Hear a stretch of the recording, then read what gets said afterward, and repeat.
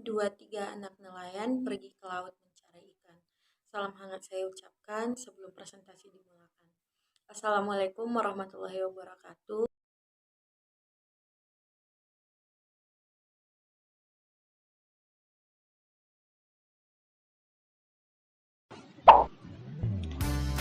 Tenang aja, bukan nge-lag kok. Sebelum mulai presentasinya, mungkin saya akan memperkenalkan siapa saja yang akan presentasi. Kursor, angkat saya. Oke. Sebagai moderator, ia adalah Abnirja. Sebagai pembaca pertama adalah Silvi. Pembaca kedua adalah Andin. Pembaca ketiga namanya adalah Ananda. Pembaca yang keempat adalah Rido. Dan pembaca yang terakhir adalah Sadam. Sebelum kalian menonton, saya harapkan kalian mengklik tombol like dan juga subscribe. Oke, happy watching. Kursor, turunkan saya.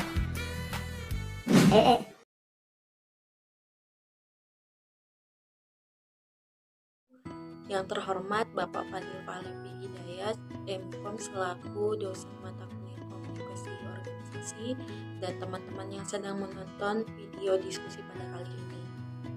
Puji dan syukur kita panjatkan kepada Allah Subhanahu wa Ta'ala, serta salawat dan salam kepada Nabi Muhammad SAW. Nah, pada video kali ini kami akan berdiskusi mengenai sistem manajemen organisasi. Saya Hafnirja Brutarigan selaku moderator akan membimbing jalannya diskusi ini. Oke, pembahasan berikutnya akan dilanjutkan oleh Silvi Wulandari.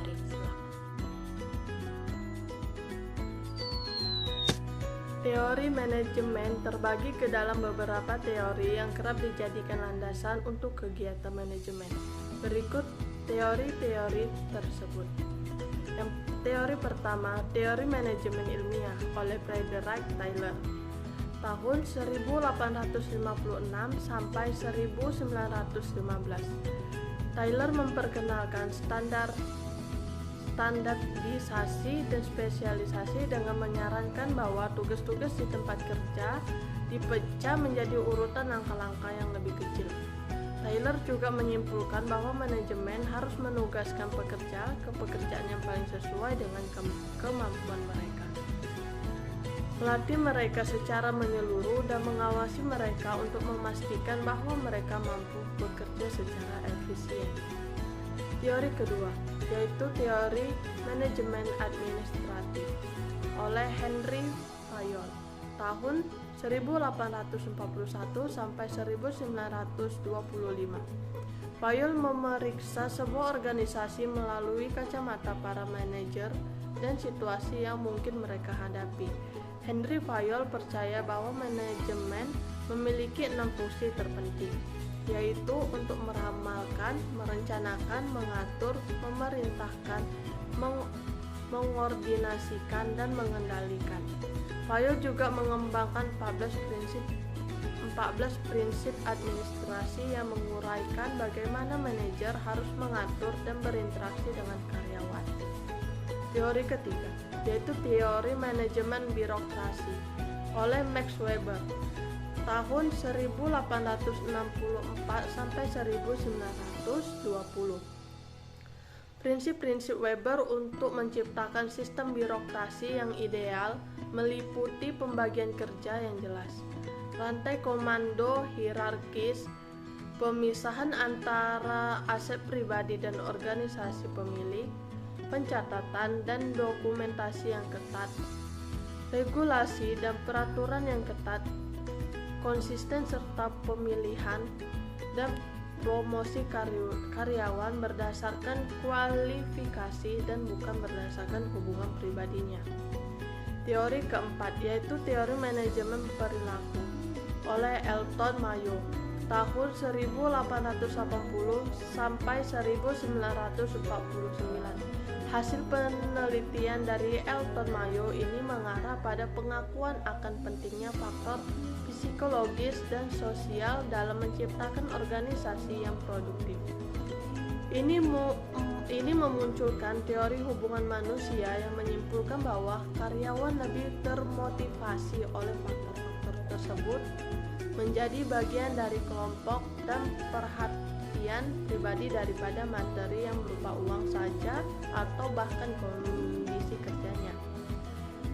Pendekatan manajemen yang berorientasi pada orang ini mengharuskan para manajer harus mengakui kompleksitas sifat manusia dan nilai ikatan sosial di tempat kerja.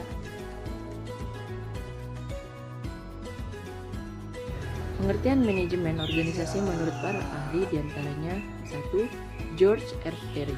Manajemen organisasi adalah aktivitas perencanaan, pengorganisasian, penggerakan, dan pengawasan, di mana semua aktivitas tersebut bertujuan untuk mencapai target organisasi. Teori serupa dikemukakan juga oleh Henry Fayol. Kedua, Gunther M. Gulick. Pengertian manajemen organisasi adalah segala hal yang berhubungan dengan perencanaan, mengorganisir, pelengkapan tenaga kerja, mengarahkan, menyelaraskan, melaporkan, dan menyusun anggaran. Dapat disimpulkan bahwa manajemen organisasi sebagai kegiatan perencanaan, pengorganisasian, penggerakan, dan pengontrolan SDM di dalam sebuah organisasi agar visi dan misi organisasi dapat tercapai. Dan juga dapat lagi disimpulkan bahwa manajemen adalah sebuah metode atau sebuah seni, dan juga dapat lagi disimpulkan bahwa manajemen adalah sebuah metode atau sebuah seni bagi pakar dalam merencanakan, mengatur, mengoordinasi, mengarahkan, dan mengontrol sebuah organisasi untuk dapat bekerja secara efisien demi tercapainya tujuan organisasi. Fungsi utama yang akan membantu seseorang atau sebuah organisasi untuk dapat memenuhi tujuannya. 1. Planning. Ada pepatah kalau semua hal itu tergantung tujuannya. Hal ini betul adanya karena kalau kamu tidak tahu tujuan utamamu dalam bekerja, kamu akan sulit menemukan garis kesuksesan. Perencanaan atau planning merupakan hal paling esensial. Tentu apa yang akan diraih tim dalam kurun waktu 1 minggu, 1 bulan, 1 tahun, atau 1 kuartal. 2. Organizing. Setelah tujuan ditentukan, sekarang saatnya membagi pekerjaan sesuai kapasitas, memiliki bawahan, dan mengorganisasikan pekerjaan yang sesuai kapasitas setiap pekerja akan membawa efisiensi. Pastikan juga kamu mengorganisasi jalur reporting dan jalur komunikasi yang jelas, terutama jika kamu memimpin lebih dari satu subdivisi. 3. Leading. Setelah tahap organisasi selesai, seorang pemimpin akan dihadapkan pada pemaparan apa yang telah direncanakan dan diorganisasikan sebelumnya kepada karyawannya. Hal ini akan terrealisasi pada meeting dan pendelegasian tugas pada setiap karyawan. Manajemen organisasi akan berjalan secara efektif apabila pemimpin dan orang-orang dipimpin memiliki kesepahaman akan tujuan bersama. 4. Controlling. Fungsi kontrol dibutuhkan agar tujuan yang telah direncanakan, diorganisasikan, serta didelegasikan sebelumnya dapat terus dilaksanakan secara terus-menerus. Hal ini berfungsi agar setiap individu di perusahaan memahami pentingnya bekerja sama untuk mencapai tujuan bersama. Pastikan garis laporan pekerjaan mengikuti struktur yang telah ada. 5. Timing. Fungsi manajemen yang tidak kalah penting adalah memaksimalkan waktu. Dewasa ini memaksimalkan waktu bukan berarti setiap karyawan dapat dibebani pekerjaan kawan pun. Pastikan kamu tahu waktu yang tepat memberi pekerjaan atau meminta report dari bawahanmu. Jangan sampai di luar jam bekerja.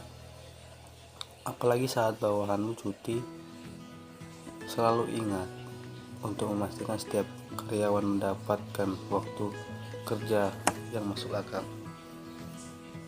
6. Motivating. Sebagai orang di posisi tertinggi manajemen organisasi, pemimpin juga perlu memberikan motivasi kepada karyawannya. Tentu hal ini subjektif sesuai dengan kebiasaan dan budaya perusahaan. Fungsi utama yang dapat membantu seseorang ataupun individu untuk memenuhi kebutuhannya ialah 1. 1. Menjalankan dan mengevaluasi strategi yang telah direncanakan agar dapat berjalan secara efektif. Kedua, melakukan peninjauan kembali terhadap implementasi fungsi manajemen serta kinerja para anggota dalam melaksanakan tugasnya. Yang ketiga, memperbaharui strategi pelaksanaan fungsi manajemen agar tetap dapat mencapai target jika dalam pelaksanaannya ditemukan tantangan-tantangan tertentu. Yang keempat, melakukan peninjauan kembali terhadap kekuatan, kelemahan, serta ancaman pada organisasi. Yang kelima, merancang inovasi yang dapat meningkatkan efektivitas kinerja para anggota yang juga berimbas pada tercapainya tujuan dan sasaran organisasi. Manajemen sumber daya manusia bertanggung jawab untuk menarik, merekrut, melatih, memberikan kompensasi, memberikan penghargaan, dan mengelola kinerja karyawan. Sumber daya manusia merupakan peran kunci dalam membentuk dan mengawasi budaya organisasi. Manajemen teknologi informasi, mengelola tim dan proses teknologi informasi.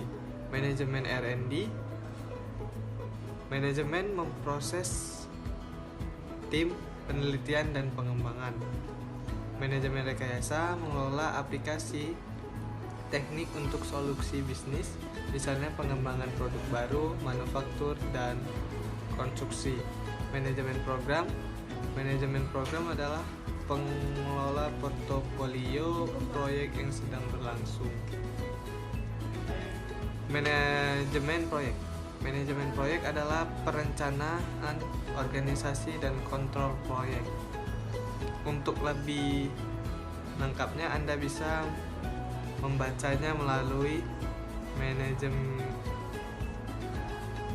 risiko. Manajemen risiko adalah disiplin untuk mengidentifikasi, menilai, dan mengendalikan peluang bahwa tujuan dan proses akan memiliki konsekuensi negatif. Manajemen perubahan menerapkan pendekatan tekstur untuk perubahan bisnis. Tujuan dari manajemen perubahan adalah untuk membantu organisasi dan tim melakukan Baiklah, sekian presentasi kami dari kelompok 5. Jika ada salah kata kami maaf. Terima kasih atas perhatiannya. Yang terakhir saya punya pantun. Pasar beli bakmi di pasar keteprak. Presentasi kami akhiri. Assalamualaikum warahmatullahi wabarakatuh.